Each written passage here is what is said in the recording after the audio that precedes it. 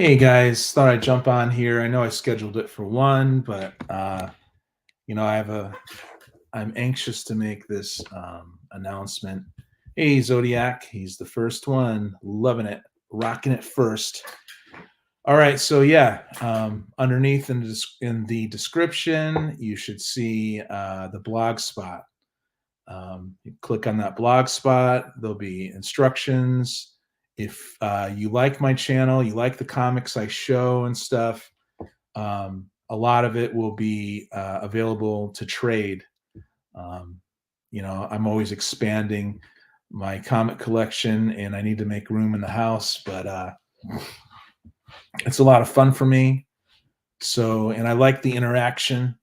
You know, I really dig the interaction. So, and I want it to be kind of like a meaningful interaction too. So like trading is just fun. Like I saw on this new channel, Swagda, right? He opened up some winnings from Cheap Comic Collector, and he's my favorite, one of my favorites, right? And he was pulling out comics, and he pulled out some X-Men that I sent to Rob. I said, here, keep, sell, or trade. So a couple of those X-Men made it into the trading pile, and then Swag grabbed it. Hey, what up? What up, Roger? Thanks for being here, buddy. Thanks for the inspiration to stream. I got into streaming more because of you, bro. So anyway, the blog spot link is below, and I ask that you guys just read the instructions first. It'll make my life easier. I'm gonna do this via email, right? And I'm a very slow person, to be honest. I'm kind of introverted and kind of slow. Uh, but so it's going to be an email exchange, and whoever emails me first, I deal with first. And if a lot of emails come in, just wait for me. But if I give you an acknowledgement that, okay, I put these aside, I put these comics aside for you, then you can go ahead and ship what you're going to ship to me, and then I'll grab them and ship it out to you that way. So also the blog spot's going to be constantly updating, so I would check back on this blog spot every 4 or 5 days, probably 5 or 6, make it a week, between 4 days and a week. If you want, check out my blog spot because it'll be constantly updating.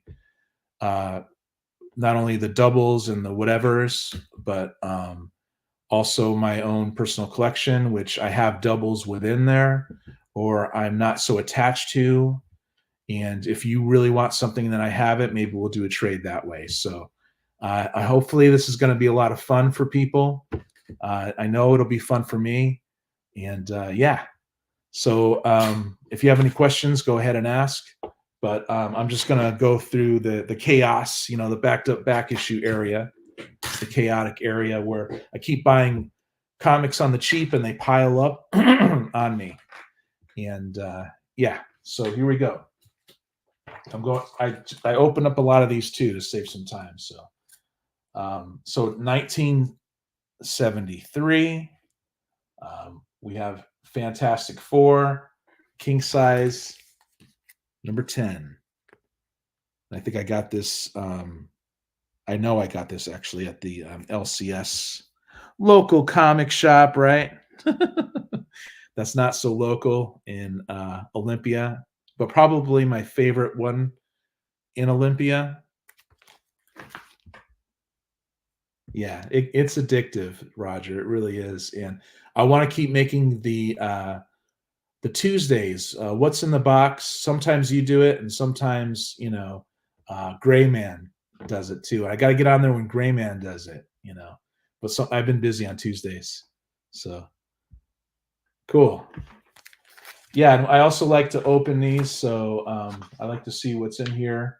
But we got some Kirby. I love Doctor Doom.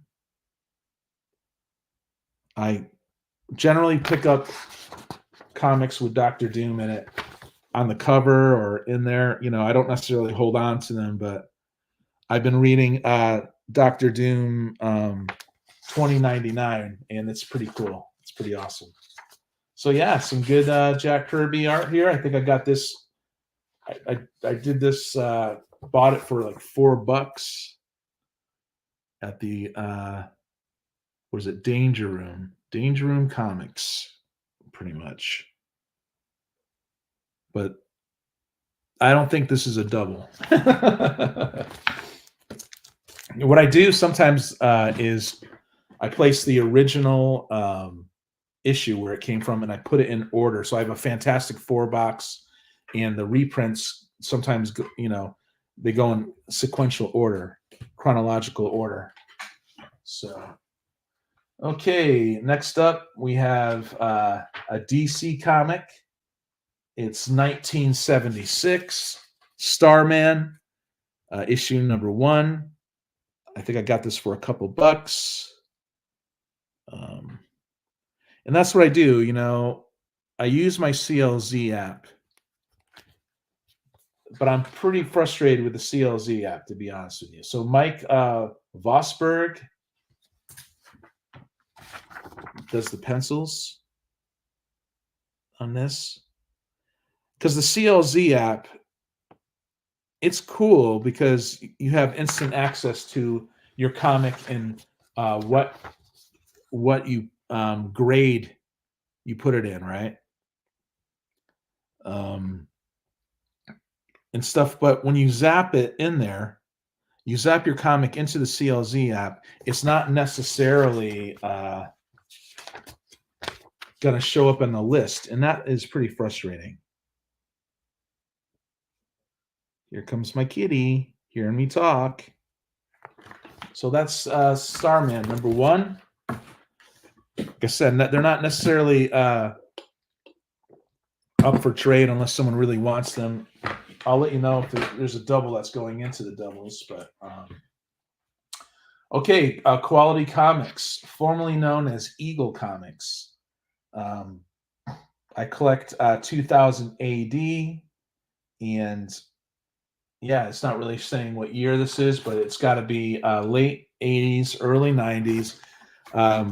2000 AD showcase 25. As everyone knows, I love these reprints from the UK. I love Judge Dredd and Robo Hunter. I love the artists, you know, Ian Gibson and Mike Bolan and Mike McMahon. I'm not sure at this point who's doing what here. I could look it up, but always guaranteed to have art that I'm interested in, you know.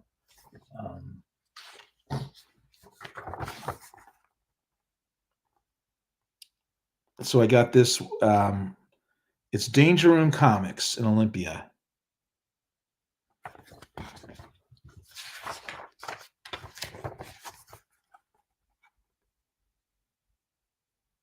So yeah, when you guys click onto that blog spot, take your time. You know, see if there's stuff in there that you really like. And plus you'll get an idea of how my collection is coming along too. And I generally pick up stuff from the 80s mostly, but this reprints the 80s. So yeah, pretty cool, right?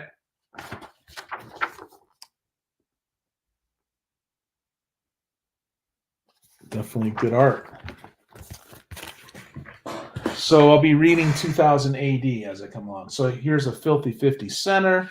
I got a bunch of these for the Kelly Jones art.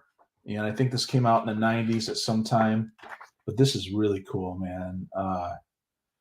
Batman Kings of Fear. And eventually, once I get the blog spot, once I get a handle on that, my next project is to be taking off the Filthy 50 centers. Some people are like, no, don't do that. But, you know, let's face it. It's a visual medium. And We don't necessarily like stickers on our covers. Look at this beautiful Kelly Jones art. But I'll still take this for 50 cents. Are you kidding me?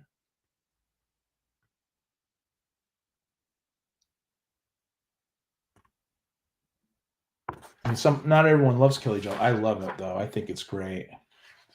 So there's all kinds of cool art in this for 50 cents. I'm like a heck to the yeah. You know what I mean? I'm really into it. So yeah, that was 50 cents in color too. Do you mean the yeah, the glue will eventually damage the cover, and I have this method that I learned online. So you have a cotton swab. So after you gently scrape off the top layer, you still put the solution on it that doesn't damage the cover, and then you put the cotton swab on it, and then that absorbs the adhesive, and then you have a little tool that scrapes it off. So, supposedly that's going to work. We'll see how it goes. 1975, some Jim Starlin, Warlock 15, Unleashed at Last. Some Thanos. I did read one of these in which there was Warlock had to battle his potential future evil self, but in doing so, he teamed up with Thanos, and of course, Thanos tricked him, right? Because his future self, although corrupt, was opposed to Thanos and represented life. So that was interesting. And so the story kind of picks up from there. But yeah, really interested in Warlock. Can't wait to read this. I got a bunch of those in there.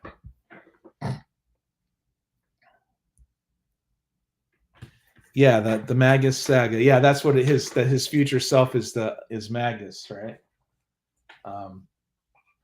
We're going to be doing these Marvel Tales as we see them. I got a bunch of these.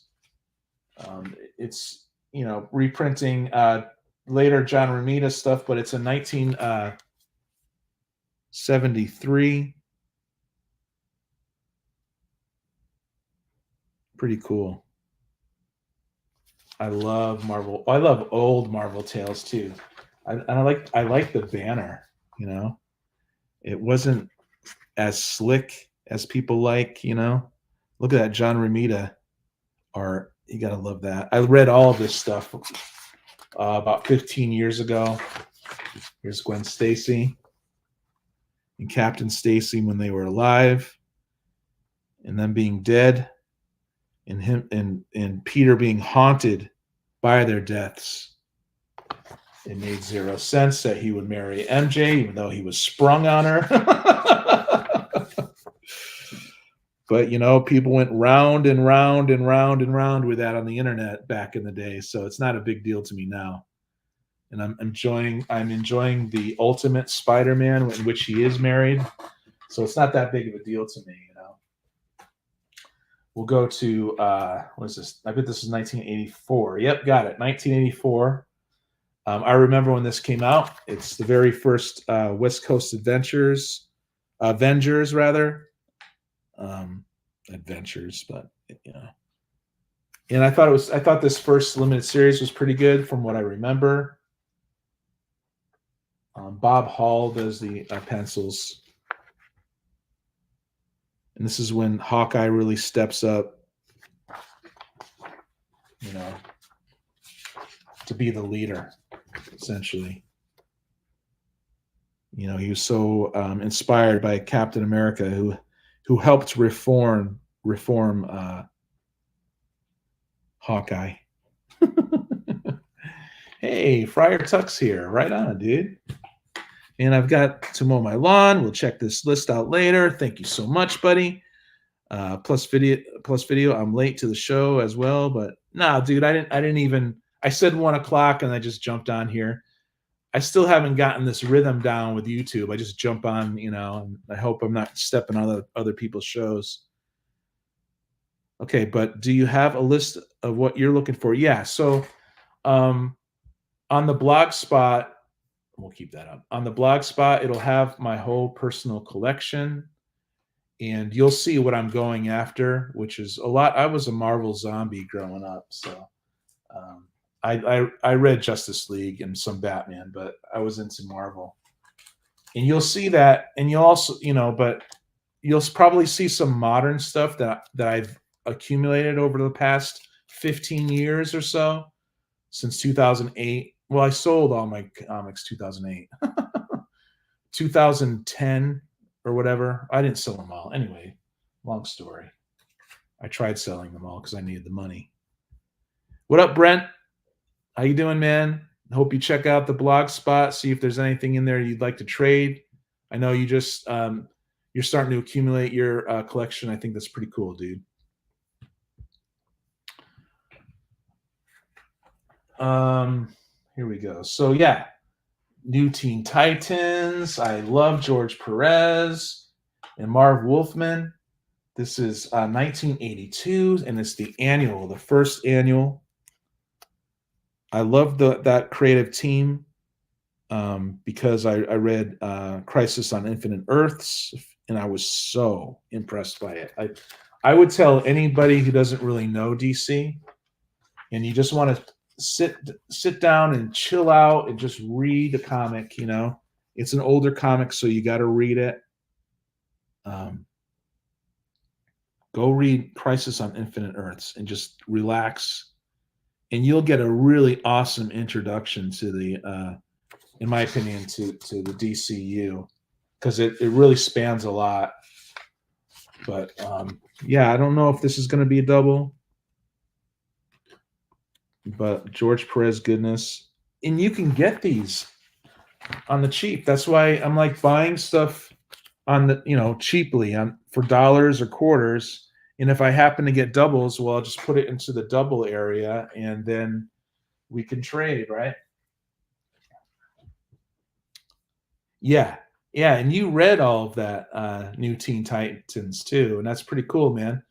I recently read the crossover with X-Men and the New Teen Titans. That was pretty good. I do like Raven. I'm drawn to Raven.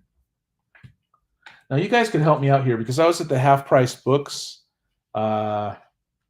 Was it last Monday? And I saw a bunch of these. This is from 1986. These Ewoks, right? This is number 10. It's a newsstand.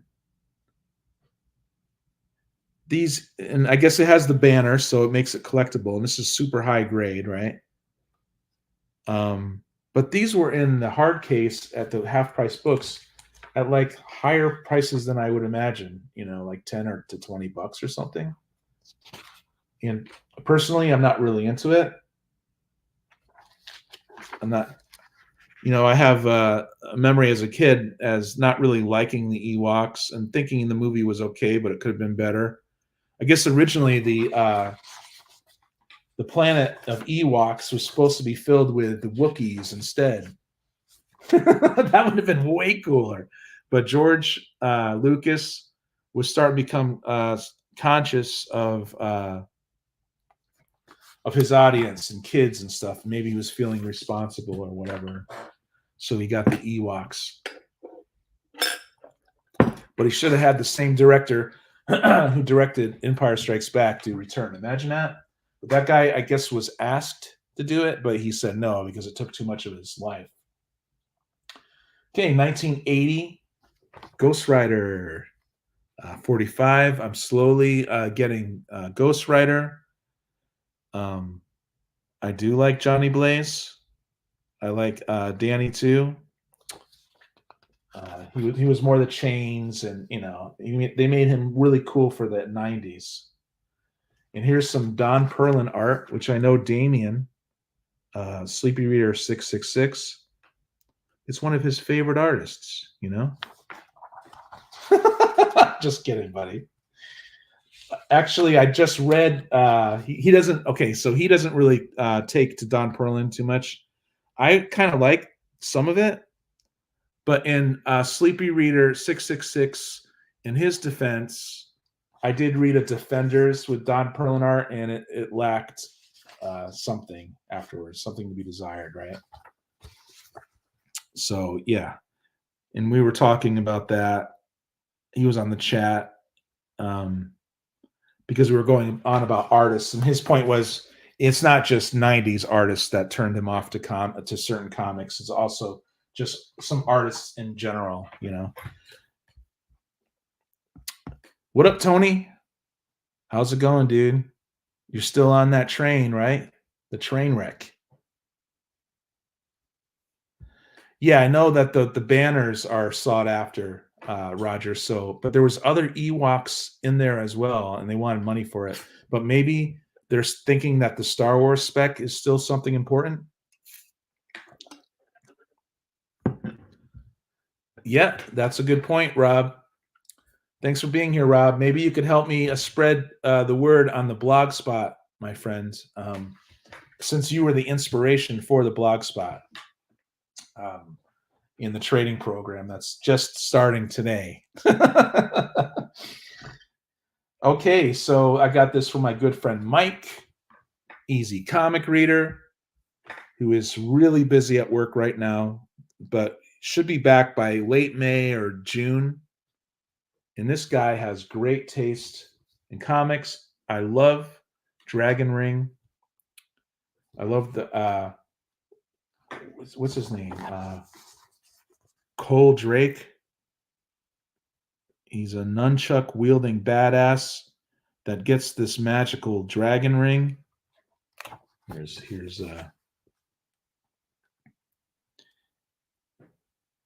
and I'm enjoying the story. As everyone knows, I love my indies from the 80s. This is 1986. So this is volume 2. Okay. Color and volume 1 has black and white, but I think I do have some dragon ring in the doubles and whatevers. I put and whatevers too because I need to make space for more comics coming in. My wife is like, "Oh my god, look at all these comics." But you know what? She's awesome. She never gives me a hard time, really. She just smirks a little bit. But she knows I'm happy. So yeah, this is actually volume 2, number 1. I thought it was number 2, but it's actually volume 2, number 1. And I haven't gotten there yet, but looking forward to it. Everyone's saying hi. Yeah, Perlin is okay depending on who inks him. Okay, maybe the person who inked him in Defenders during the J.M. DeMatteis run wasn't that good, but because I love J.M. DeMatteis's writing style, it's old school. You got to read it, but I like it. He's on subject matters that, in expounding upon subject matters that you got to normally go to novels for, old novels and stuff. So I like that. Really? Wow. Well, maybe I need to eBay some of these things because I'm not attached to that at all. But then again, I did tell my friend Dave, oh, I'm not going to sell these things, man. I'm just going to trade them,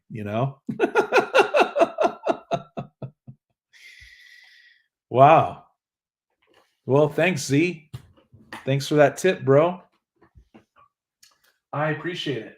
Speaking of a cheap comic collector, I did open a box and show this at one time, but I don't really know anything about it other than it's supposedly awesome, but it's 1993, the golden age.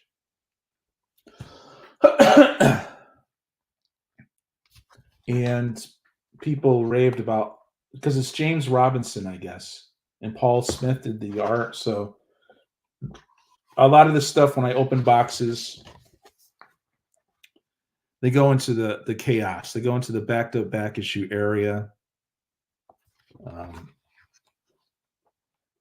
Z, thanks for doing that, man. Thanks for looking, man. I really appreciate the camaraderie online. I appreciate that we're looking out for each other. And that's why I want to do this trading program. And I don't want to nickel and dime everybody, you know?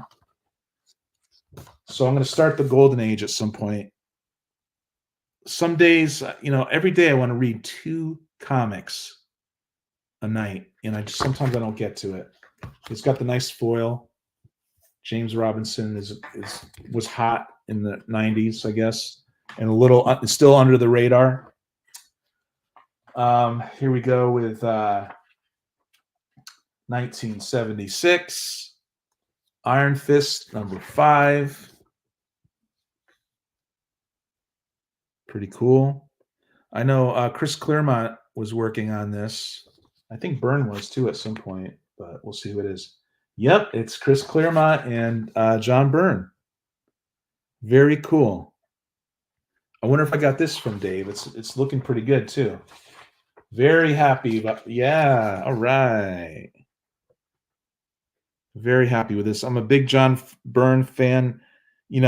I grew up on John Byrne, and that's probably why. If anyone ever tells you he's a little overrated, just point them in the 80s when he was writing and drawing a whole series by himself, or and the drawings were awesome. My voice is going again today. But yeah.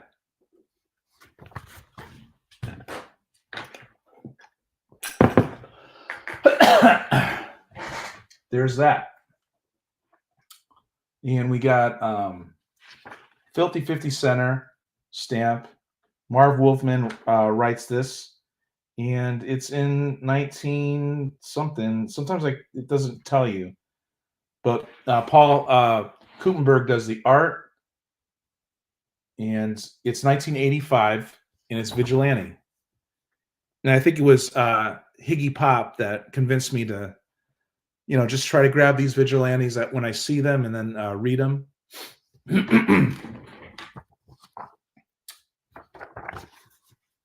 I did pick up a couple issues where Alan Moore wrote Vigilante. Not sure if it's any good. Most older Alan Moore is pretty. It's awesome, trailblazing writing, right? But not everything afterwards. I guess people are not always happy with him. That's the case with everybody, I guess. But Vigilante, pretty cool. We got Marvel Team Up, 1983, 60 cents.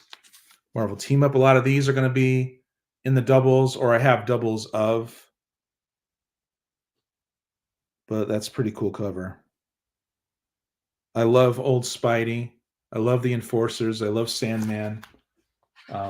This is just stuff I grew up on.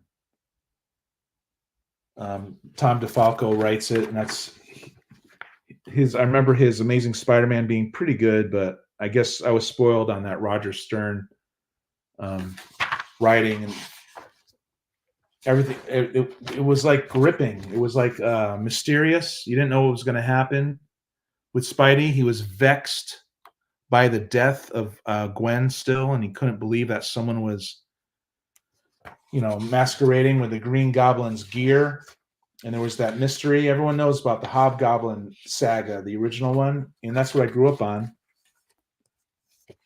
And it was so awesome because despite his fears and despite Hobgoblin being a step ahead of him, he just wouldn't give up. And by the end of the Hobgoblin saga, you could see it on the Hobgoblin's face, even though it's through a mask, right? But there's just the shock and awe that the Spidey wouldn't stop fighting him and kept going and was winning at the end. It was just really believable stuff. Okay, so thanks. Yeah. Wow. Okay, so I have that's from Dave. So I got to talk to Dave about that. Yeah, I love Byrne during that too, bro. So cool.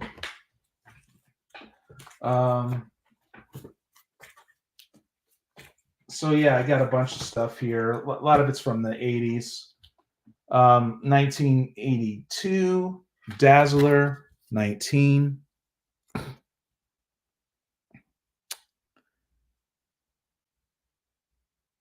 We got the Black Bolt from the Inhumans in this. I remember a mini series with Paul Jenkins writing it. I forgot who did maybe it was Jay Lee.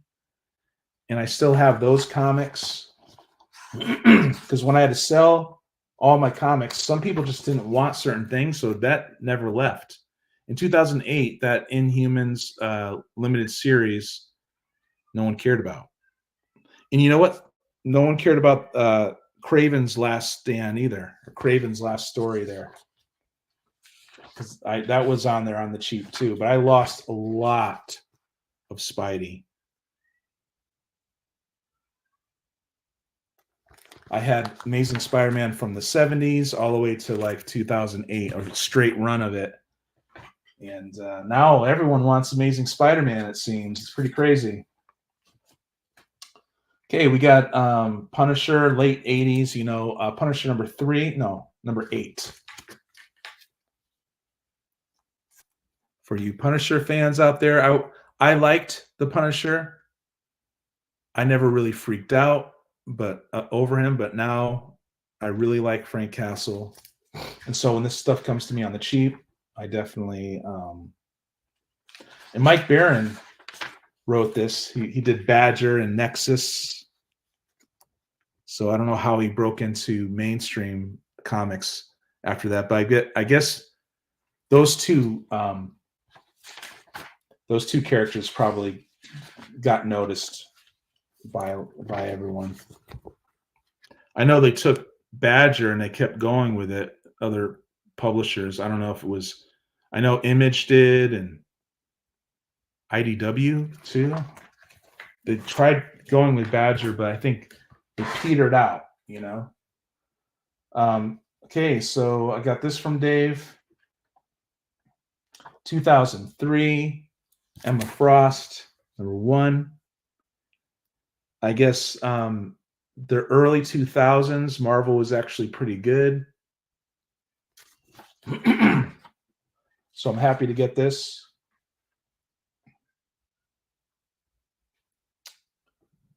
I guess I don't know who Randy Green is, does the art. I do like Emma Frost.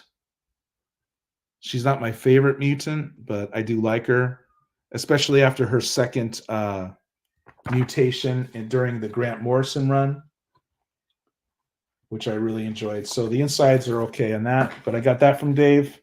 That's number 1. Here's number 2.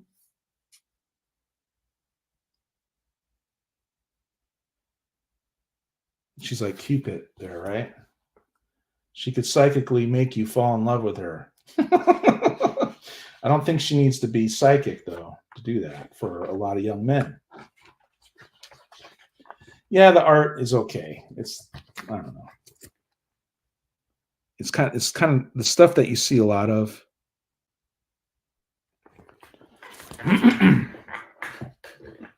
Man, it's getting hot. This is 1986, Hawkman number 2. Shout out to who, right? You guys know. Everyone knows who watches this, who loves Hawkman. You don't even have to say his name anymore. Never mind, chant it. No, I love Higgy Pop. Big Jim. Okay, this is 1986. I love Higgy's his show is super unique, and he calls his place the Hawk's Nest. Shadows, dude. Richard Howell does the art inside. Just found this reprint on the cheap. Ex Machina. I think it's number 1. I've always heard that this was a great series by Brian K. Vaughan. So, and also I heard that the last, was it Why the Last Man was good too. I'm not sure if I would be into it or not, but this might be the very first one. It might be a reprint. So I'm definitely gonna check that out. Okay, indies from the 80s. I love this stuff, you guys. 1986 from Blackthorn Publishing, The Twisted Tantrums of the Purple Snit. This looks pretty cool. I think I got this from Dave. Multi-armed being there. Looks like a gangster, and this is probably his buddy, who's always nice. I don't know. I have no clue what this is. But here's some of the art inside, black and white. I love my black and white. I loved when Cheap Comic Collector had those Savage Sword of Conan, those old magazines that so many of you guys have out there. And just opening it up and looking at it, looking at the insides. I freaking love it, man.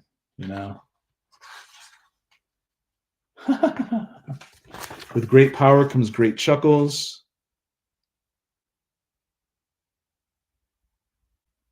I love that. I love spoofing on the big two.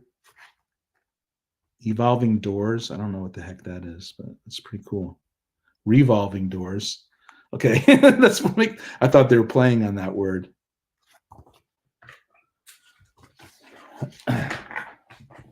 See if I can catch up. Okay, cool. Manny, what up, dude? Hobgoblin, dude. I was just talking about the Hobgoblin saga. And I know we traded before, but I have my blog spot and the link underneath. So if you ever want to check out what I'm doing and you feel like you want to trade again, Emmanuel, that'd be great.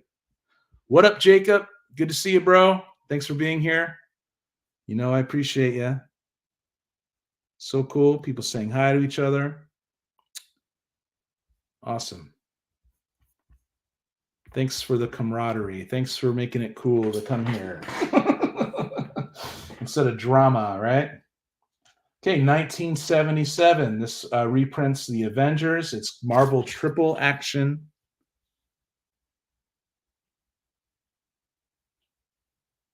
And it's number 38. And it's from 1977. But I just see reprints like this, super cheap. I just grab them, dude. So if I have doubles of this, it'll go in the doubles. Because I think there was a time right before the 80s, there was no direct market. So you didn't have direct and newsies, but you did have UK variants and stuff like that. I know Roger Metarog, he is an expert on that. I know he says he's not, but he loves studying how they print these old comics and what came out first and what came off the line first, And I actually worked for a label company back in the 90s, in the late 90s. And so I am familiar with the four color processing that they do. But this is definitely I got to be careful because but this is a reprint of Avengers 46, and it's John Buscema art, and it's beautiful. And I have to be careful because the cover is going to fall off. Okay, I remember this as a kid. 1985, X Factor, number 11. Walt Simonson, I think, does the. I know Louise Simonson, his wife, wrote the beginnings of X Factor, to my knowledge. Yeah. And I kind of remember this. I kind of liked it. I liked the Claremont X-Men a lot more. I remember. But yeah, Walt Simonson actually does this issue, so pretty cool. He, really had a huge hit with Thor, which I have a lot of his Thor, and surprisingly, you can get a lot of those Thors on the cheap too. And I sometimes say I get frustrated with Walt Simonson, but maybe it's his later stuff. Sometimes it's like scribbles and there's not that much backgrounds and stuff, but for the most part, he's pretty awesome. 1979, The Savage She-Hulk, #2. Boom. Early appearance of She-Hulk, I think, unless this is a different volume, which it might be. Yep. Volume 1, #2. Pretty cool. We all know the story, how she got to become a Hulk through a blood transfusion. Pretty cool. I might have got this from Dave too. She's savage, all right, right? Looks like Sal Buscema art. You could, his mouths, let me check if it's Sal Buscema.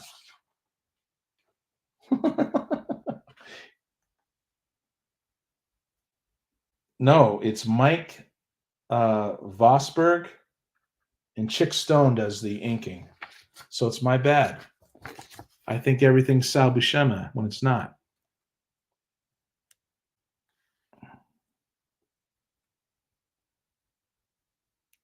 I love it though. I love the standard old school comic format. I love it. I love that I have to read it too. Slow down and read it. Okay, from Charlton Comics. This one's in kind of beat up condition, to tell you the truth. But 1981, Scary Tales, #28.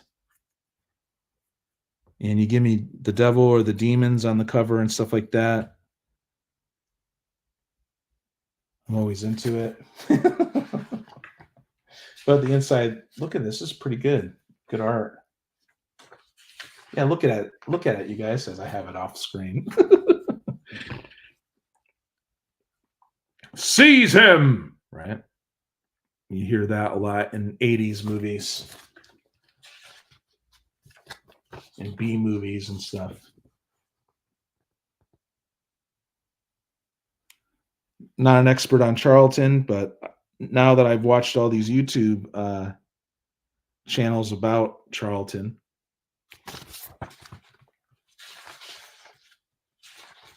I feel like I know it now. It's not fair. I should be reading this stuff, but it's pretty cool. I know Easy Comic Reader would love this. The fools are dead. Not even my own staff survived. I must find someone. Pretty cool. I got that for like $1 at half price. 1977, Marvel Presents #9, Guardians of the Galaxy. This is before anyone cared about Guardians of the Galaxy. They should go back to the pre-Guardians of the Galaxy and do them as movies. Not that I care about the movies anymore, because I don't. So Al Milgrom, this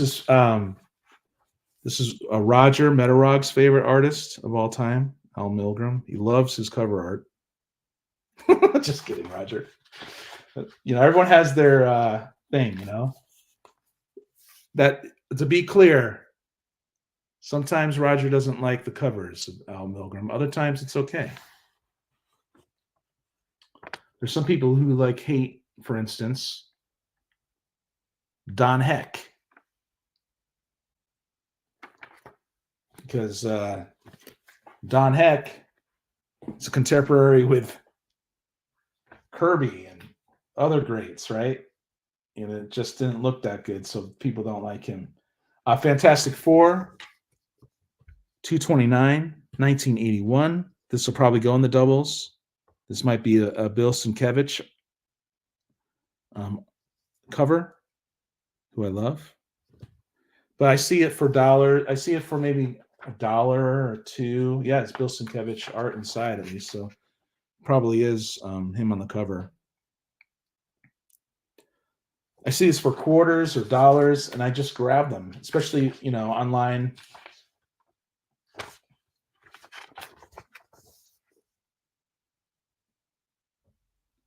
You know, in bulk. And if I have doubles, you know what's going to happen, you guys. You know, we'll all interact, you know, and raise the awareness of good art and good. He's channeling some of that early stuff, right? Sienkiewicz. This right here. Pretty cool.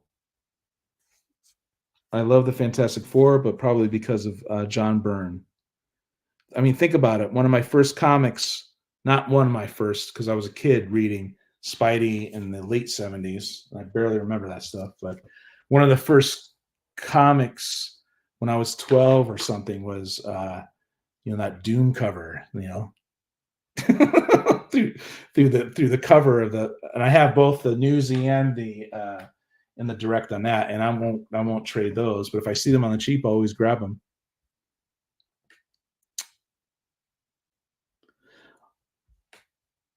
Okay, Roger, see you later, man. Thanks for being here. Thanks for the inspiration. Thanks for taking me under your wing, dude. I appreciate it. Yo, Swagda, man, I was saying earlier in the video, you were showing comics that you won from Cheap Comic Collector. And those X-Men comics, I actually sent over to him, a couple of those, the hologram one and another one. So it was interesting seeing comics I had in your comic hall. Steven Spock, thanks for being here. Live long and prosper. I do have pointy ears. I never showed anybody my pointy ears. Kenneth Bird says, hi to everyone in the chat. What up, Kenneth?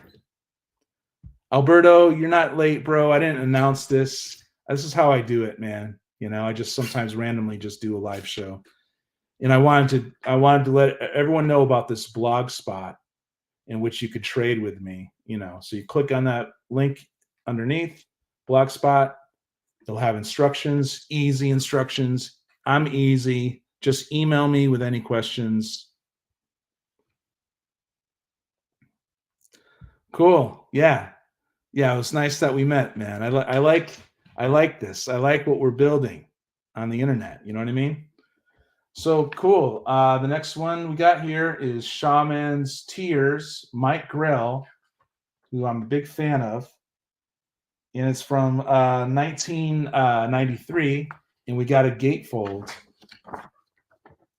Well, I didn't even show you the cover. I have this. This will go into the doubles.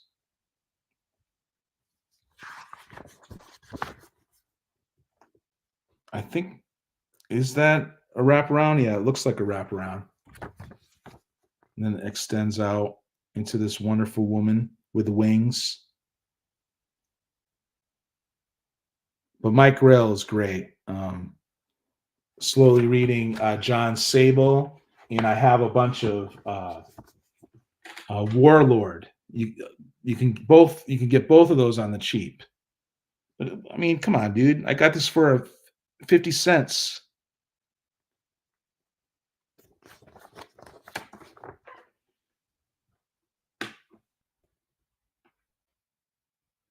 So whenever you see these, you guys just grab them, you know, and we'll trade with each other and, you know, laugh at how cheap it is. And when I trade, it's like I want to send you out a bunch of like 20 to like 24 comics at once without bags and boards. And I know how to ship, so it's okay. But if you don't want to do that, that's fine. But for me, it saves on shipping and it keeps it fun because I'm still playing with dollars and quarters, right? So I would rather do that. Oh, I thought I grabbed the number one from the backed up back issue area that's underneath my desk here, but I grabbed issue number 2 instead. And I got this from Rob, cheap comic collector, 1995, Kurt Busiek's Astro City. I've always wanted to read the original Astro City, and now because of cheap comic collector, I will. I would eventually got into it. I don't go on the internet and read the stuff online. Here's something in the back. Little sketch. I don't do the online reading. I have enough paper to read, and I just want to do it that way. You know, having a real object in my hand that I don't have to power up. You know, I'm not, you know, nothing against the modern, age. Well, I shouldn't say nothing against it, right? It's pretty crazy. But I like the internet too, just like everybody else. Yep, Astro City looks really good.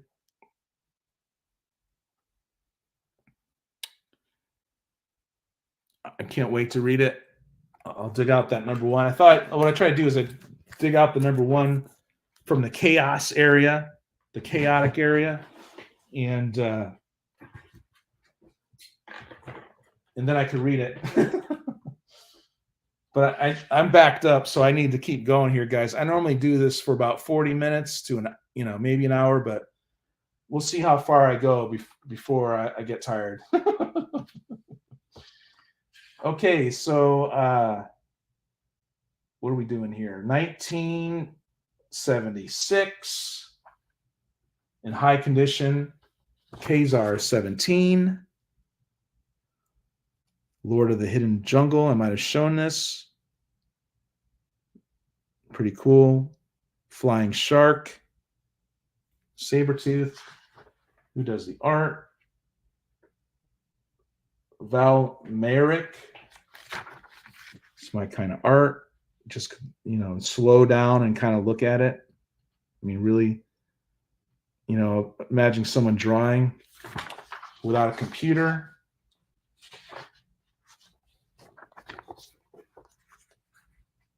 Kind of makes me want to sketch sometimes, but I got enough projects to do. I don't need to start sketching in middle age. Well, I guess I would anyway. That's how stubborn I am. I would do it anyway, but even though I'm a middle-aged guy. But whatever, dude. I got enough projects. I don't have time to freaking draw. But I'll look at all this stuff,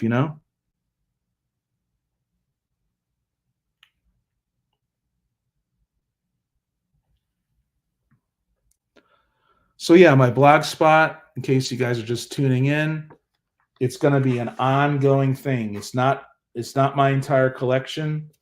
So every 4 days to a week, check up on it. You'll see new stuff on there. And even if it's just my personal comics that I'm showing, if you really like something, I might trade it with you if you think you have something that I would really like, So it's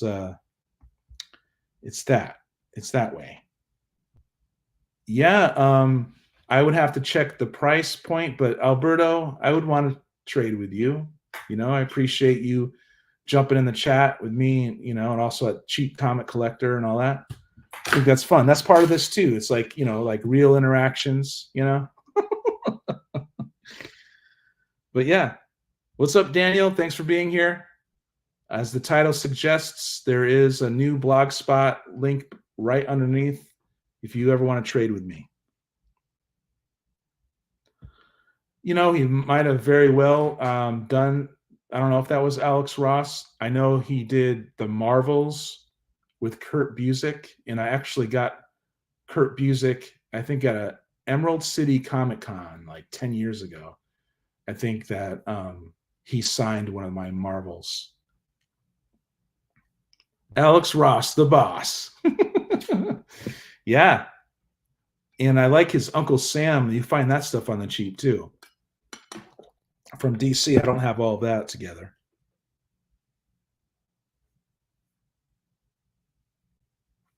This is what we're talking about. You guys are, we'll communicate with each other, and make it fun. So you guys just email me if you have any questions after I describe how to trade with me on the blog spot. FP, what up? What's going on? You were one of the first guys to be cool to me on the YouTubes, man. I know you have your own show and stuff, and you were spoofing on Manny the comic book collector. You're Fanny the Superman collector. Thanks for being here, buddy. I really appreciate it. I know you don't like Grant Morrison, but I hope you like those JLAs I sent you, man, last year. When I got 100, when I hit 100 subs, I didn't do like what you normally do is you have spin the wheel or something. I just filmed me hitting a random number generator. I told people to pick a number, and Fanboy Prime, he ended up winning something. Okay, 1982. Marvel Tales, 142. It's when Spidey and Doctor Doom first encounter each other. It's Steve Ditko art and Stan the Man. And I read a lot of these Marvel Tales when I was a kid, so I was aware of the early stuff.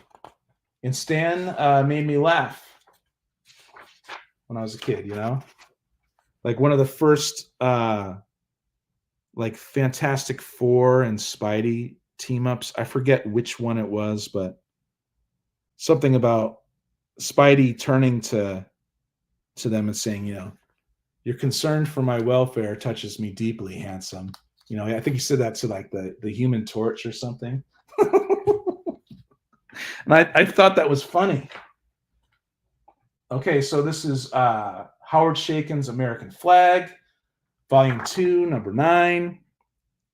I just read a Howard Chaykin American's Flag last night. It's about Reuben Flagg. I love Howard Chaykin's art. You can get these on the cheap. Something about his heavy inks. Sometimes he looks a little cartoony, but it's still gritty somehow. It's a really awesome blend. But it's about Reuben Flagg in the future, in which the American government went to the moon. So this corporation, Plexus, takes over, and it's super corrupt, and he's defending them, and it's total like social satire. Everyone's loose with their morals and stuff, and it's shockingly funny at times, but it has dignity. It's not like in your face like the 90s became, like with Lobo and stuff. Not that I have anything against that. I kind of like it.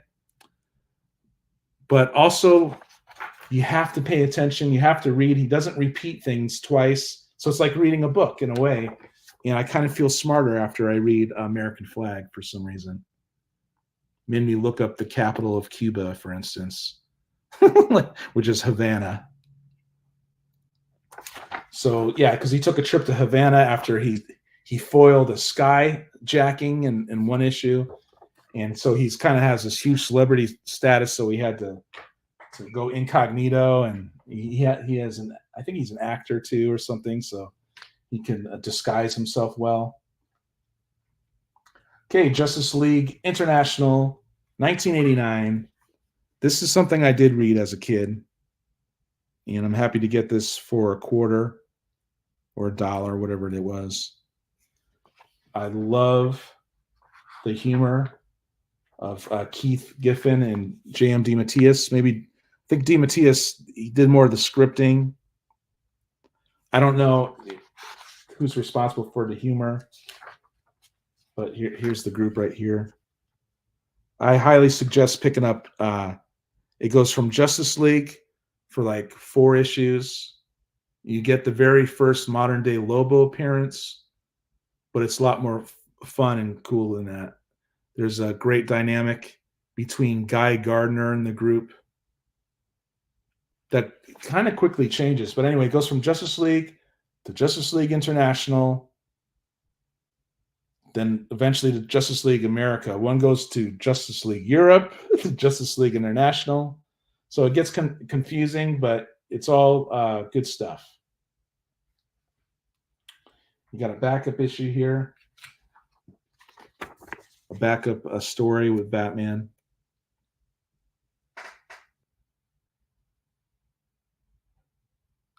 Pretty cool. I kind of vaguely remember this. 89, you know. See how the chat's doing here.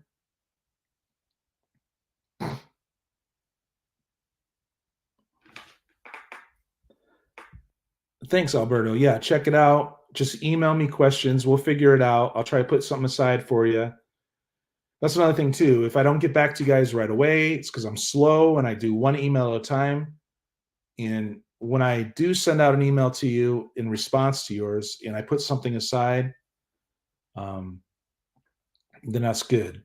But if you could get back to me, if I have a question or something and something's not right, I move on to the next email because I have to move on to the next email, you know. So they're going to pile up on me, I know. So hopefully you guys are cool with me. We're trying to just keep this fun, right? We're not trying to get one on each other or whatever. Yeah, I would love to have all those amazing Spider-Man comics, but I equally love Marvel Tales. I equally love them. But if I saw to me, it's not a big thing to have, you know. I mean, it is though. If you have something that's so special, you know. But to me, I'm gonna read them, you know. I like the newspaper, you know, print. Cool. So you love those JLAs. Just about the only time I enjoy Morrison. Only bad thing about those JLAs is I'm traveling down the JLA collecting rabbit hole. Yeah. Well, at least it's cheap enough, right? I mean, I see the JLAs. In fact, I might have some in the back issue area that's not on the doubles list. That's another thing too. You guys could always email me and say, "Hey, I saw that you have this title in there. Do you have any more of that title in your back issue area?" And I'll flip through it for you guys, you know. Yeah, you like the Justice League? Is that what you're talking about, Daniel? Phil the Kill, thanks for being here. Appreciate it. I'm 30 minutes behind. Just want to say hey and check out the blog. Thanks for being here, Phil. I don't know if we've interacted before. We might have, but thanks for being here, bro. Yep. Love it. Cody, saw you had a video out today. Tried getting to it. A little busy, but yeah, good to see you here. Maybe you'll check out the blog spot. Like you guys just take your time with it too. You know, I want this to work out and I want it to be fun because I know the way Rob did it, it was fun. It was so casual. I was just grabbing stacks of comics and here you go, dude. Trade them, sell them, or keep them. And some of them he kept. You know, I knew he was going to keep some of them. I want to help him out, you know? So I hope we do that with each other, you know?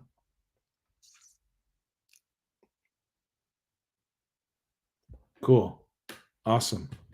Yeah, I'm collecting all that stuff. And I have a Filthy 50 center on a lot of the Justice League Europes that have cool covers on it. And so I want to take those labels off, but we'll see. Yeah, hit that like button. Thanks, you guys. I appreciate each and every one of you. Okay, so here's something that's going into the doubles for sure, and that's 1978 Marvel 2-in-1 41 Brother Voodoo. So awesome. This came into. So I got a whole bunch of Marvel 2-in-1s from an eBay haul, but I also got a bunch from Dave. I'm trying to remember which one's which. Maybe the nicer looking ones I got from Dave. I don't know. But yeah, there's some Marvel 2-in-1s in the doubles list. But this is Ron Wilson and Pablo Marcos. Pablo Marcos does the inks.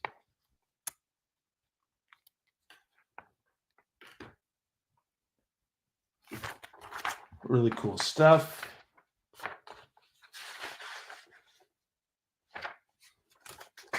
I sometimes pick up a Marvel 2-in-1 and read it, especially for the Quasar backstories or the Serpent Crowned backup stories. I love that stuff. But yeah, pretty cool. I showed one of these earlier. It's got a Filthy 50 center stamp on it. It's a newer one, but I love the art, and it's called Batman Kings of Fear, #3. So this came out, I think, around 2018 or something. I don't know. But it has Kelly Jones art, and it's so worth it. I love it. I love that I got this for 50 cents. I don't care if there's a stamp on it. And like I said, I'll get rid of these labels. I'll figure it out. Let's do this one too. A lot of people don't like Kelly Jones' earlier work. The Batman's ears were too big or something, but I like that abstract, shadowy stuff. I think it's very inspiring. Inspires the imagination. Little scarecrow for you. So freaking cool.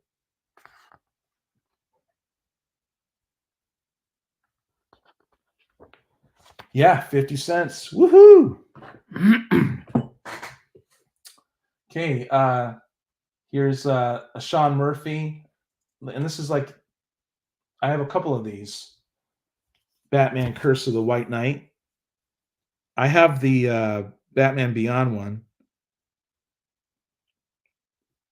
But for 50 cents, even though, I think that sticker will come off easy too. And I just can't believe that they do that in half-price books. What the freak? But maybe they don't have time. They don't have time to, put them all in bags and boards and put the 50 cents thing on there. They want to get rid of that. But people bought this for $5 or something, right? $4.99. Awesome, beautiful cardboard stock, glossy. Oh, I'm actually getting a glare. Isn't that interesting? I thought I did away with glares. Some cool Azrael in this dimension. It's a whole different universe, the Murphy universe. And you got some of his black and white in the back. This guy draws the Batmobile pretty good. Pretty cool stuff. For 50 cents, I wasn't going to leave it behind. I think the very first Sean Murphy comic, I actually got rid of it. I didn't think it was that great.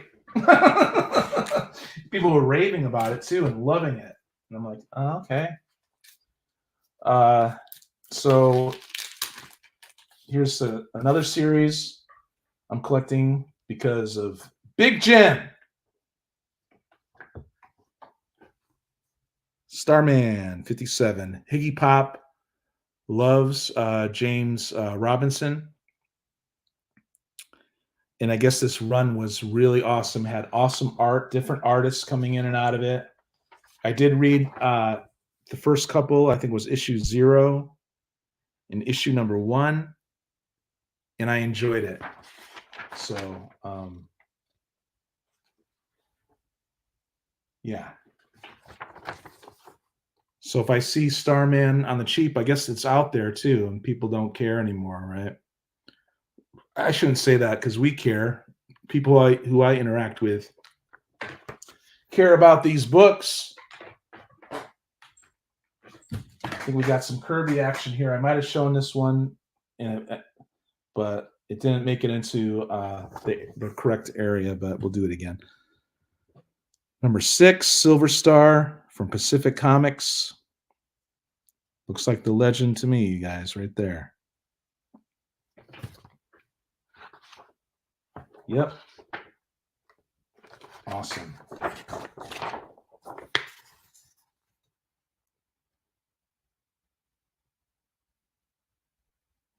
It's very cool. So yeah, I got this. I think I might maybe from Dave. But I love this. I love Jack Kirby. Yeah, dude, Kirby. And Thoreau's did the inks for him on that. This will probably go in the back issue area. No, not the back issue area. I have too many areas now. This will go in the doubles. Badger number 10 from First. I've only read a few Badgers, but I'm loving it so far. And you could find these, you guys. I would go for check out First Comics, Indies from the 80s.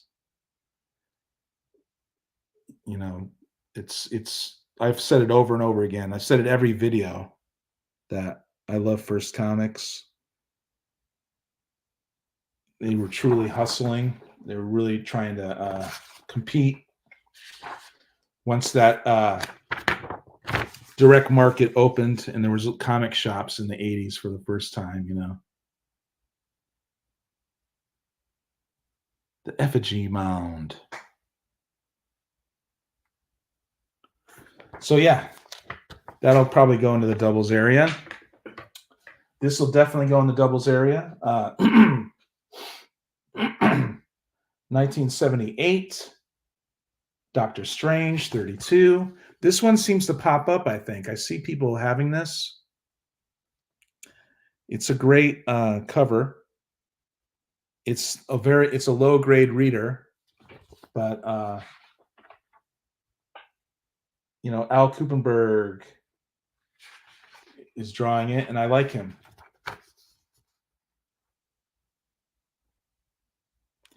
I collect Doctor Strange. We got Submariner coming in, guest starring. So this will go into the doubles area eventually. But yeah, I really hope this goes well, you guys. The training program. Just please be patient with me. I'm not a perfect person. I'll tell you up front. What other disclaimers should I say right now? Batman 505. This is when Azrael was the Batman. After Batman's back was broken by Bane and Nightquest.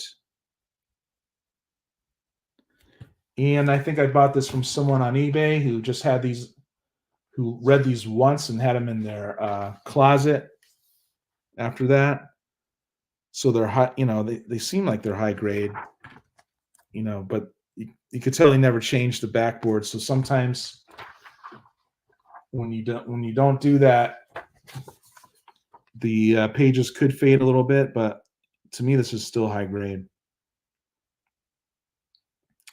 And I only paid with shipping and everything, maybe like $1.50 or something for these.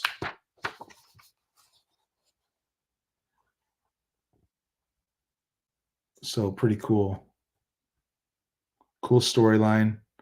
People were happy that Bruce Wayne was out of the picture for a while. Some people weren't, of course. What are you going to do? Okay, it would not be a Psychotronic Squirt Gun comic book haul without Elementals. Elementals 22. This is from the 80s. I love Elementals. I love their wraparound covers mostly. I love Bill Willingham as a writer. It's very cool.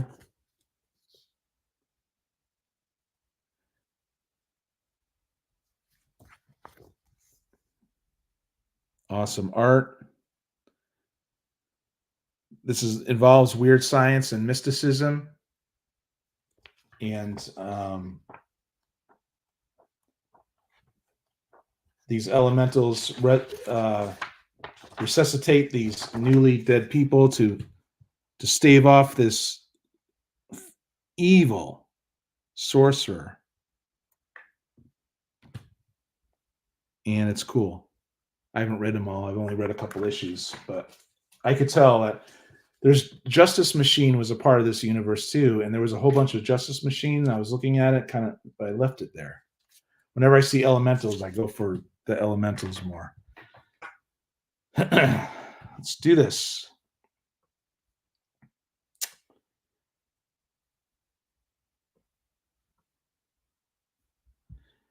Yeah, that's interesting. Dr. Voodoo is interesting. Very interesting character.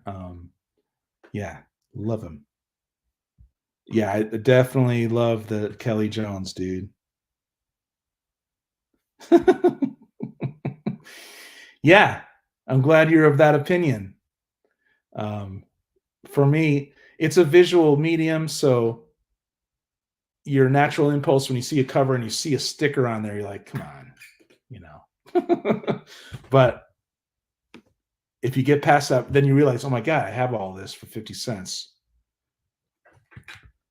Yep. Sean Gordon Murphy. I know he kept changing his, extending in the name and stuff, but yeah, I like him.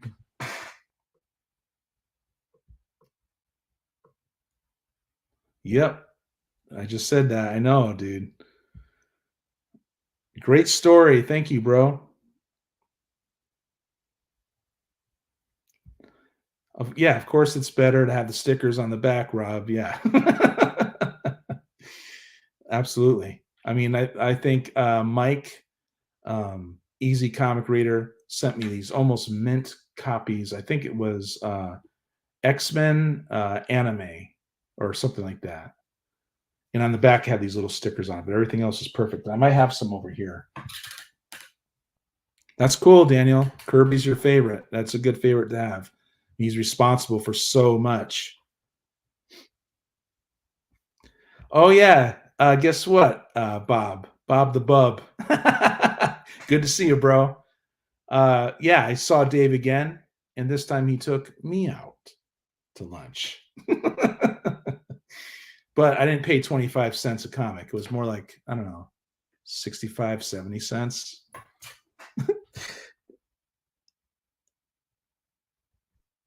Yeah, it's no fun, dude. Absolutely no fun.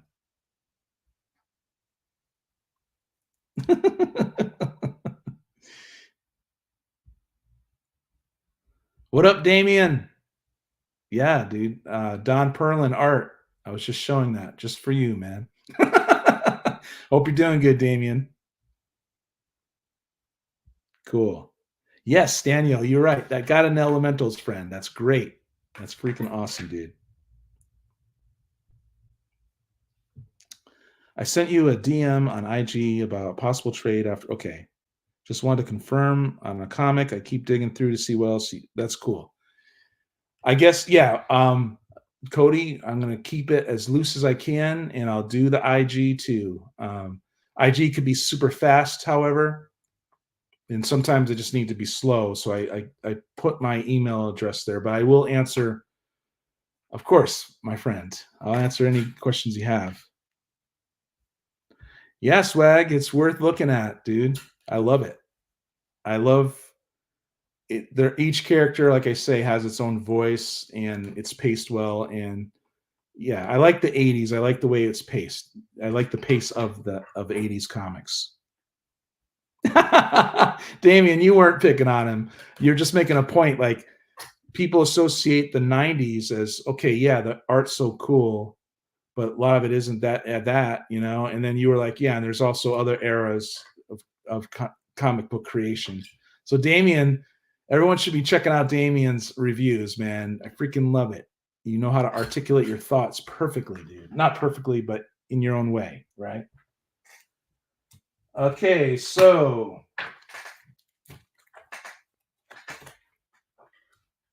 here we go. How long have I been on here? An hour and 20 minutes. My goodness. I'm going to keep going for a little bit. 1989, Uncanny X-Men 250.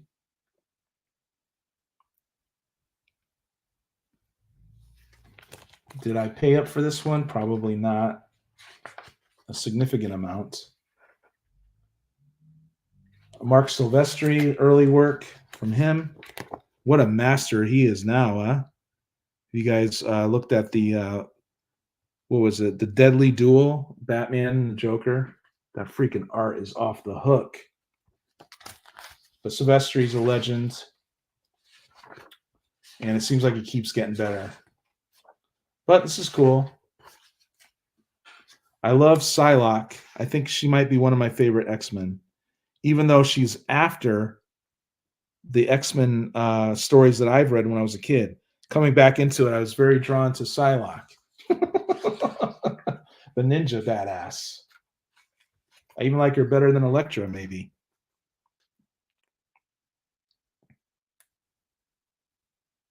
Cool art, right? So yeah, I got out of comics during this time, but there was so much good X-Men. Jim Lee, Uncanny X-Men, and then you did X-Men, and then other guys got in there like Silvestri. Here we go. 1977.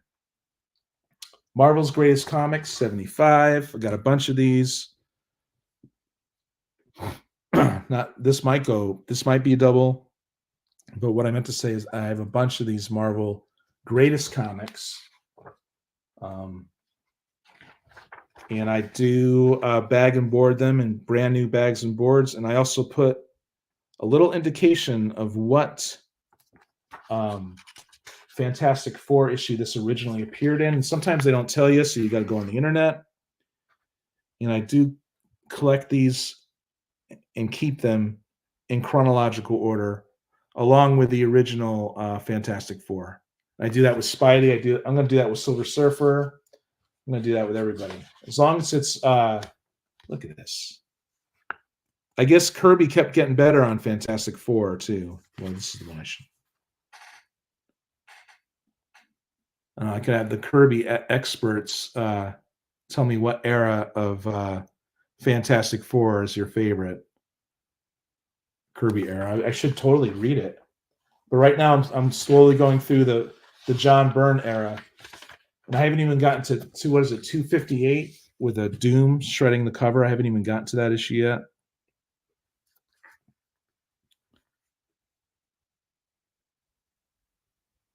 So cool. Okay, so I did purposefully grab a whole bunch of comics and say, I'm going to try getting through all these.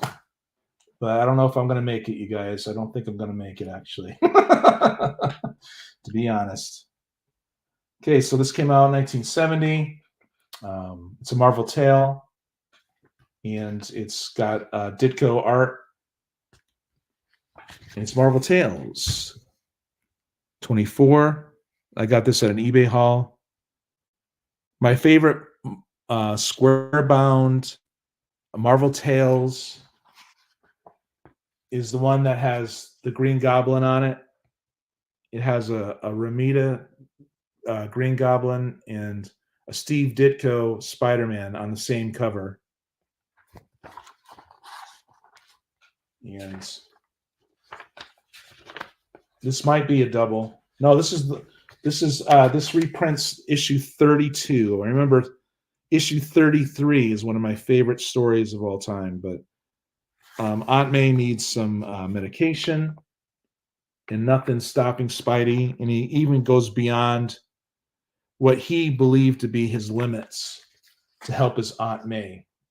And it's, you know, if you lost one of the adults that helped raise you because you didn't act, you know, of course, you're going to do everything you can.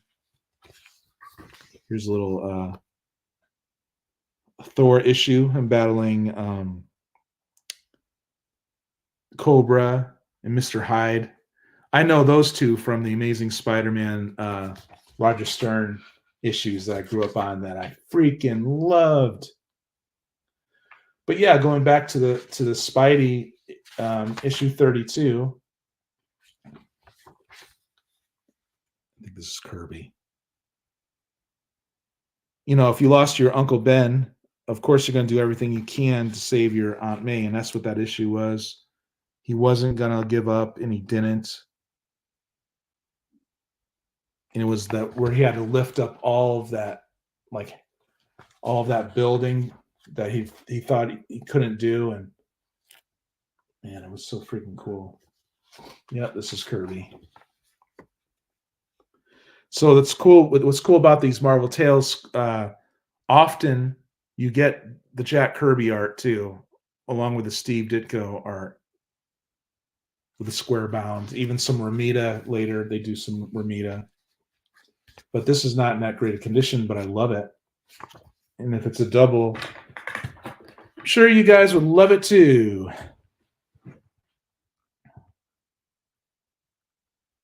Yeah.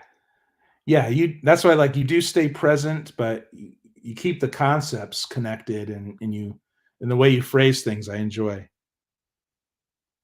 Yeah, who isn't drawn to Psylocke, and what artist doesn't want to draw Psylocke, right? Yeah, dude. Yeah, they're worth having for sure. That's cool. Yeah. I love the knowledge, Damien. I love your channel, Metarog, Dr. Silver Age, Higgy Pop. You guys are getting me into stuff before my time. And, I love it. Yeah, the Roger Stern era, I love. I grew up on that Amazing Spider-Man. That's probably cemented what I was into when I was a kid. When I was a kid, I read the late 70s. I think it was issue 166 with Stegron and the Lizard, and they were fighting in a dinosaur museum. And I totally forgot about it. But when I reread Spidey, I was looking through this comic, like I'm having vague memories, like eerie feelings and sensations. I was there before, Cool. That's good to know, Daniel. Okay, here we go. I might end this soon. Yeah. Hour and a half. I think that's enough babbling. Gene Colan art inside. Doctor Strange. 175. I love Gene Colan. I love his vague, abstract, shadowy work. I love his renditions of magic and mystery. It's just so cool. I can't wait to read the Howard the Duck issues I have with Gene Colan in it. Well, look at this, dude.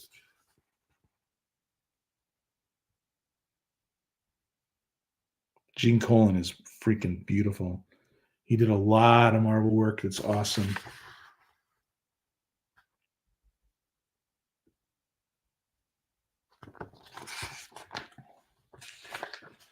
Yep, very happy I got a bunch of these Doctor Strange. I do collect him now. I don't know. I was telling everyone I'm getting a hankering for Doctor Strange because I think that he touches on some subject matters that aren't often touched on as well. And I want to get into the DCU too. The DCU's mysticism with Spectre and Dr. Fate and all kinds of stuff. I do have a bunch of the Swamp Things, Alan Moore. I should be reading those too, man. Holy freak. Got too much to read. Okay, this is from Monster Comics. It came out in 1991. I think the early 90s is pretty freaking awesome, but it's King Kong, dude. King Kong issue 4 of 6. Look at him batting that pterodactyl, right? I'm reading Cadillacs and Dinosaurs. I read an issue of that recently. I loved it. Pretty cool, right? So early 90s. Wow, what the heck? I don't even think I looked into. I just said, okay, yeah, Monster, King Kong. I'll get it. But I didn't. This is the first time I'm actually seeing the inside.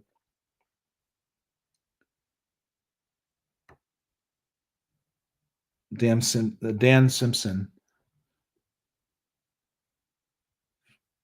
badass dude. Oh, someone's texting me. Better be my wife.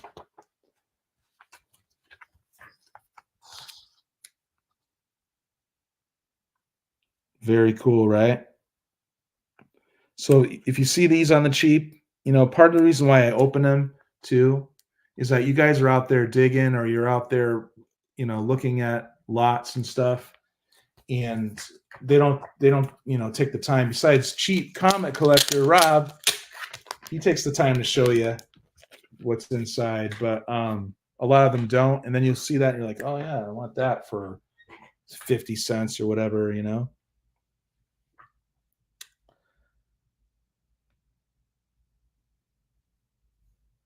Yeah, Stern, and I know you love the Death of Superman era, and I've read some of that. You know, um, I read the earlier stuff with John Byrne. I got a lot of Man of Steel I need to put into the doubles area too, but I think that stuff's all over the place too, and I don't get that. I guess people are picking and choosing their battles and like, I don't need this Man of Steel from John Byrne, right? Glad you're enjoying yourself. Cool, Jacob. Cool. Okay. The Dan Steven cover. Okay. Yeah, exactly, Damien. But I'm having fun. I don't think I've ever had someone, I mean, I've always loved comics, but this dynamic that we're doing now, it's like, wow, okay. It's because I think a lot of us are naturally introverted, especially the older crowd. I'm not saying the younger crowd could be just as introverted. I mean, they have different challenges in life, but people didn't looked at you kind of weird if you were into comics. I remember that, you know. Comics embraced, love that cover. Dave Kills on that one. Yeah, the lady looks like Marilyn Monroe. Yeah, who doesn't like that?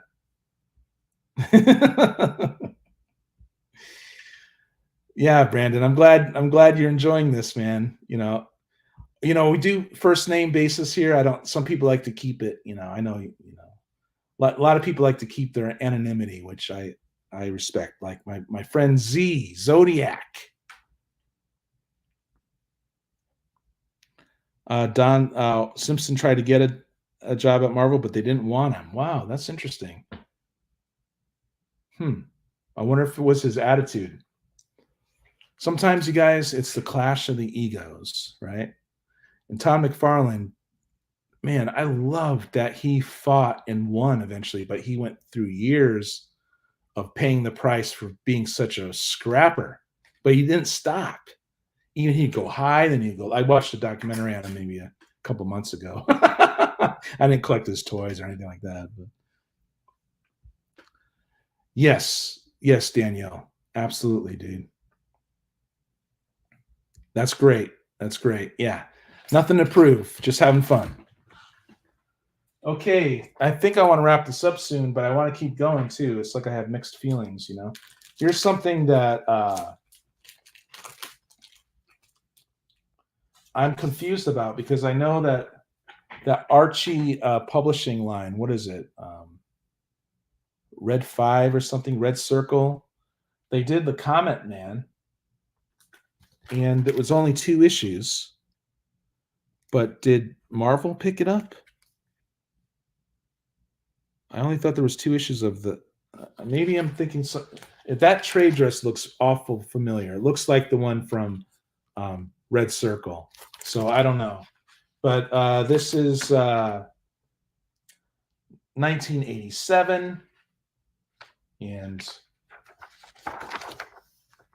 my favorite era of comics is the early 80s, I think, like going into 82, 83, 84. I love all the covers and the stories, and I was still so young that I was super impressed by it. Ooh, Kelly Jones does this one. Nice. You know, I'm not an expert on Kelly Jones, but every time I see him, I'm like, wow.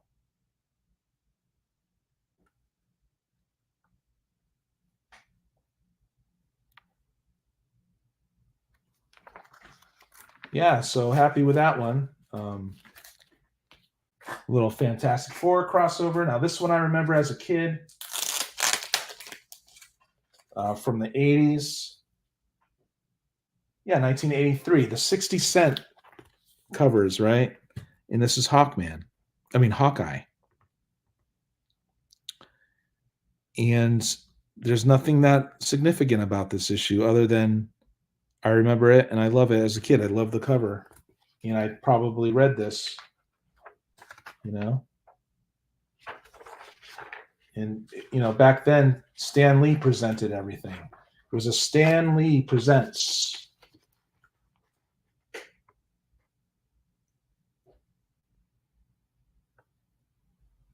Look at that. So cool. I remember this as a kid. I haven't opened it since I was a kid. I just got this at half price.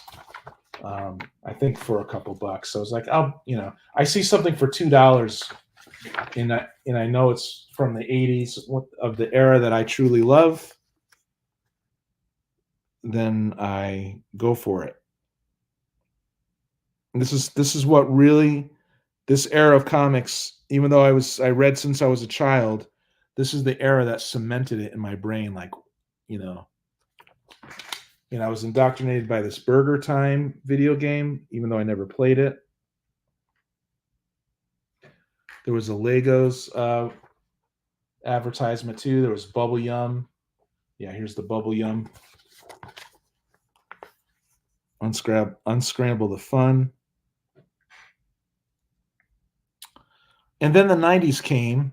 In the 80s, I was still collecting throughout the 80s as a kid, loving it. But not as much as I love this, but loving it. I think I might have been in denial about the quality of the Amazing Spider-Man compared to what I grew up on, what when I was a kid, like a young kid, like 87, 88, like high school years. I was still kind of looking at them and grabbing them and stuff and liking it. But then McFarlane came, and I tell you, I did not like it. Okay, 1985. Now I like it. Now I don't mind it so much, but New Mutants 31, Bill Sienkiewicz. I collect Ill Bill. I think I've heard that term from Big Elbow. You guys should sub up to Big Elbow. He's got great knowledge on artists, man. Great perspective. But Ill Bill, I collect Ill Bill for sure. 100%.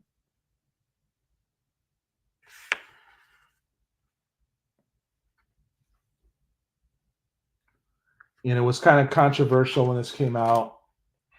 And yeah, 65 cent cover. I was still kind of interested in comics. All right, guys. I think I'm going to wrap it up. Well, there's so much stuff I want to put into the double area. I just didn't get to it. Maybe I'll just do. I'll do a couple more. All right, here's a manga, X-Men 13. I got from my friend Mike, easy comic reader. At first, he was video, and here's the label I was telling you about, Rob. If you're watching this, everything else is perfect. And when he first told me, okay, yeah, I'm gonna send you some X-Men manga, I was like, I don't know, man. But then he started showing me the art, and I was like, okay, because I do love Ghost in the Shell, Ninja Scroll. I'm not an anime expert, but I did watch all the Dragon Ball Z stuff. So that I appreciate this. I guess this is loosely based on the cartoon. Just random pages.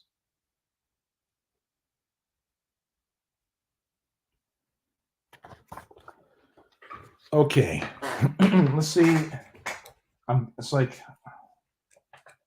there was a few other ones I wanted to get to, but I'm just gonna have to stop it there. I'm just gonna stop it there. Let me see if I catch up on the chat, and really appreciate all of you guys. Thank you.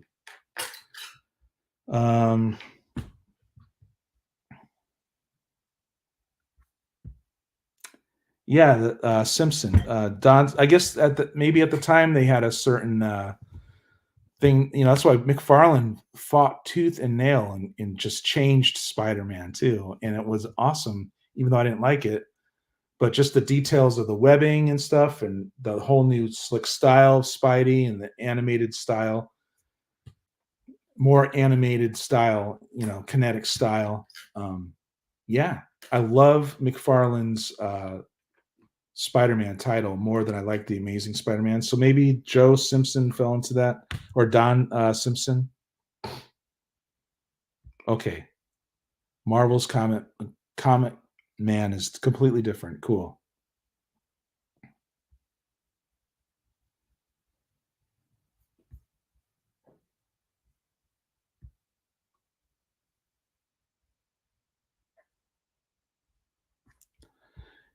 I would say that whole era, Damien, got me out of comics. I didn't care. I thought Venom was interesting. It didn't really. Everything was just changing so much that I was out. But what I should have done was just collect all the back issues. Imagine if I did that. No, I had to be totally out. No, I'm wrapping it up now, you guys. Totally wrapping it up. That's cool, Jacob. Awesome, dude. Yeah, I got a lot of 90s friends here now, and they're actually pointing out stuff to me. Mr. Rigamortis 86 and all. Just there's no such thing as a better comic book era now that I'm thinking about it, but we all have our personal favorites, right? Like, I'm trying to get Man to like the 60-cent covers, but he wants 40-cent in below.